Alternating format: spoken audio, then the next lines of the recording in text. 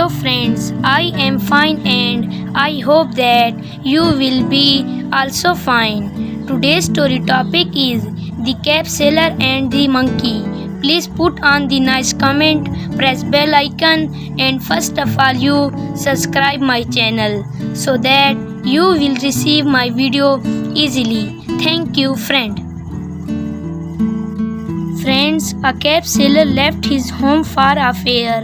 He wanted to sell his caps there. He felt tired. He lay down under a shady tree.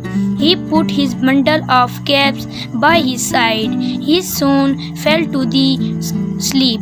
There lived some monkeys in that tree.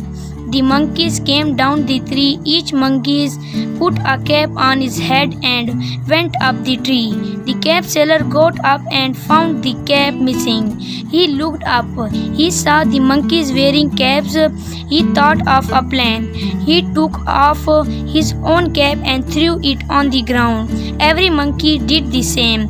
The cap seller collected the caps and took his way. Moral: knowledge is power.